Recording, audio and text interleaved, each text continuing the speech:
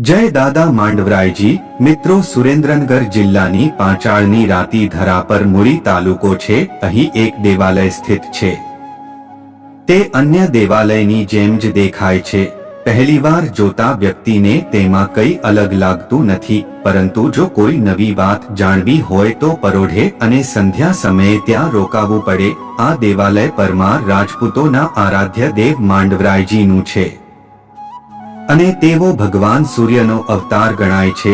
આ દેવાલય પાછળના સ્વર્ણિમ ઇતિહાસ પર ધ્યાન કરીએ તો મૂળી ગામ એ પરમાર શાસકોના હસ્તક હતું। આ શાસનકાળ દરમિયાન 7મા વંશજ ચાંચોજી હતા। એક માન્યતા મુજબ ધ્રોલના શાસક, હળવદના શાસક અને ચાંચોજી દ્વારકા પહોંચ્યા। ત્યાં પહોંચી ગૌમતી નદીમાં સ્નાન કરીને બધાએ શપથ ગ્રહણ કરી।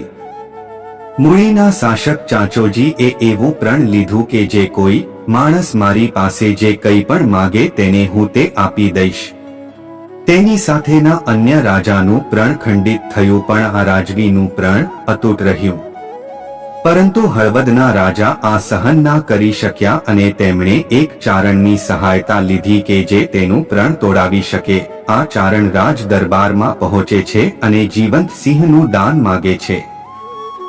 દરબારીઓમાં ખળભળાટ મચી જાય છે કે ચારણે આ શું માગી લીધું। ત્યારે ચારણ દુહો ગાય છે, જમી દાન કે દે જબર, લીલવળું લીલાર સાવજ દે મુસાભલ પારકરા પરમાર। આ દુહામાં ચારણ કહે છે કે હે પરમાર રાજવી, બળવાન રાજા ધરાનું દાન કરે છે અને જો માગ્યે પોતાનું મસ્તક પણ ધરી દે છે, પણ મારે તો ફક્ત જીવતો સાવજ જ જોઈએ છે। તો હે રાજા, મને જીવતા સિંહનું દાન આપો। આ ચારણની માંગણી પૂર્ણ કરવા આ ચાચોજી પરમાર રાજા માંડવરાયજીના દેવાલયે આવે છે અને પોતાની લાજ રાખવા દાદા માંડવરાયને પ્રાર્થના કરે છે।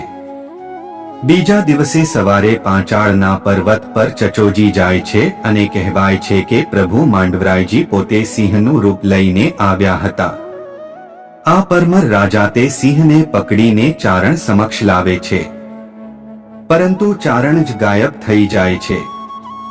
ચારણથી સિંહનું દાન માંગતા તો મંગાઈ ગયું, પણ તેને કેમ હાથ અડાડવો। ત્યારે આ ચારણ ત્યાંથી નાસી જાય છે અને બોલતો જાય છે કે હે રાજન, તેને મુક્ત કરી દો, મને મારું દાન પ્રાપ્ત થઈ ગયું। આમ પરમાર રાજન આ સાવજને છોડી દે છે। મૂળી ગામમાં હાલમાં પણ બરાબર મધ્યે દેવાલયને માથે કેસરી ધજા ફરકી રહી છે। આ દેવાલયમાં પરોઢે અને સાંજે પ્રભુ માંડવરાયજીની પૂજા અર્ચના થાય છે અને એ પૂજા આરતી એવા સમયે થાય છે કે જ્યારે મોરલો આવીને પોતાના કંઠે ટહુકો કરે એ સમયે। અમુક લોકોને આ વાત સાચી ન લાગતા તે પોતે ત્યાં જાય છે અને પૂજા અર્ચનાનો લ્હાવો લે છે। આ વાત કઈ થોડા સમય પહેલાની નથી કે થોડા વર્ષ પહેલાની। આ વાતને કેટલીય સદીઓ વીતી ચૂકી છે, પણ અહીં આજ પરંપરા ચાલી આવે છે। એક ચોક્કસ ટાઈમે મોરલો આવે છે અને ટહુકા કરવા ક્યાંથી આવે છે આજ સુધી કોઈ જાણી શક્યું નથી। મોરલાના ટહુકા બાદ જ આરતી પૂજાનો પ્રારંભ થાય છે। આ મોરલો રાત્રિના સમયે રોકાય છે અને સવારના ફરી ટહુકી જતો રહે છે। આવી રીતે ગમે તેવી ઋતુમાં તે આવે છે અને પોતાની દૈનિક રીત મુજબ કામ કરી જતો રહે છે। આ એક જ મોરલો કેટલીય સદીઓથી આવે છે, પણ આવી ઘટના થવા પાછળ કંઈક તો તથ્ય રહેલું હશે।